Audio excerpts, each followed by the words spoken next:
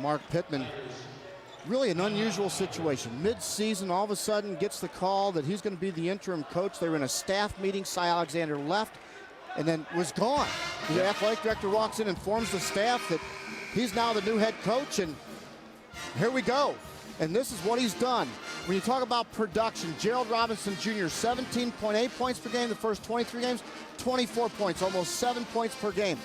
Jarrell Houston, 6 rebounds per game, up to 10. And Darius Cox, 1 block shot per game, now up to 3. And if you look at all of the big three, you look at their numbers in points, rebounds, block shots, all significantly up over the last 3 ball games. That's been the Mark Pittman effect.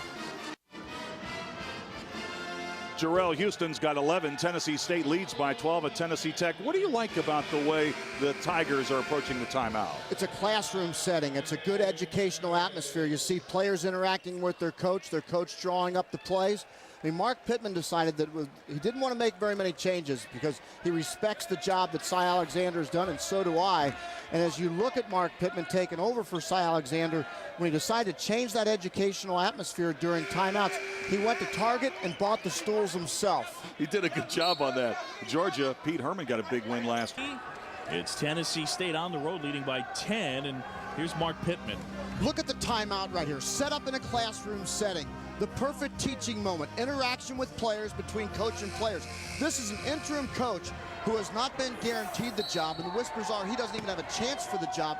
This is a team that respects him and listens to him and executes for him right now.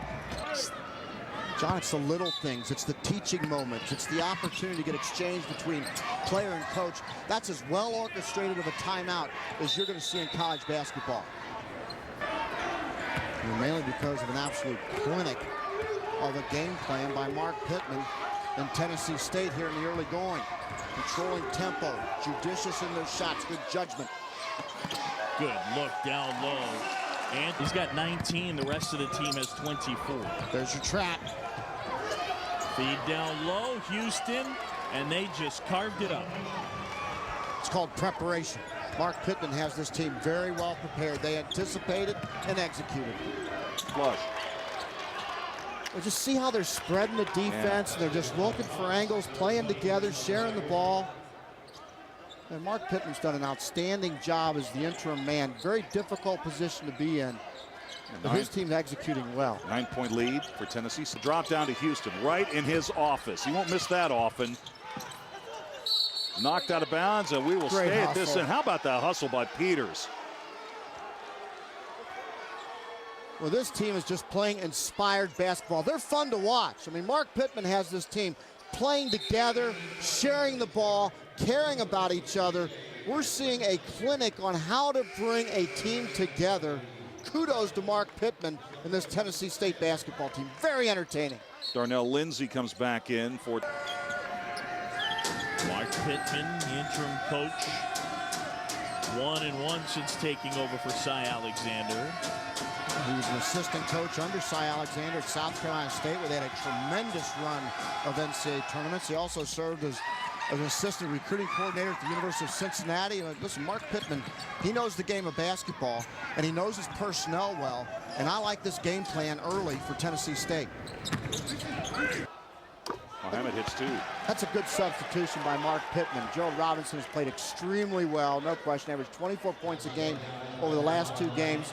But you know what, especially as an interim head coach, you got to keep control of your team. I think that's an excellent job of head coaching and taking Gerald Robinson Jr. out of the game. Dave, if Tennessee State could find a way to hold on to this lead, how many interim head coaches that come in somewhere in midseason have won their first 3 games on the road? That's going to be a very, very small sample. Consecutively. I've never heard of it. Peters. As well for Kentucky. There's Mark Pittman. He is the interim coach for Tennessee State. What's that like? What do you do as interim coach? Well, you really try to kind of put your stamp on the program. And the hard thing is when the university is not willing to make a commitment, but you still got to look at it as an opportunity. And Mark Pittman right now, based upon the first 12 minutes, John, and as you know, I come into games always kind of trying to forecast and see what do you got to do to win this game. And right now, I'm not always right, but I know Mark Pittman's right now. slowing down the tempo, getting a few extra possessions on the offensive glass. It's a masterpiece coaching job right now. It's now 19 points, the advantage for the Tigers. This is an absolute shocker in the Ohio Valley Conference. We're talking about a team that lost their coach because they just couldn't execute. And now, today, they're executing everything perfectly under Mark Pittman. And listen, that wasn't Cy Alexander's fault. That's a collective fault of the team's non-performance. But this guy, as we take a look at this attacking offensive style, when they get the opportunity, taking full advantage. And I'll tell you what, Mark Pittman, he can coach. Emmanuel Gator at the line. And John, we talked about it during timeouts, the level of his team's ability to pay attention while he's speaking. All eyes are on him. He's teaching, they're listening, then they're responding and executing. It doesn't get any better than that. And again, the whispers are he's not even going to get considered for the head coaching job. If he can hold this lead, they're 2-1, winning the first time for 10 years at Austin Peay since 1999. I want to be his agent.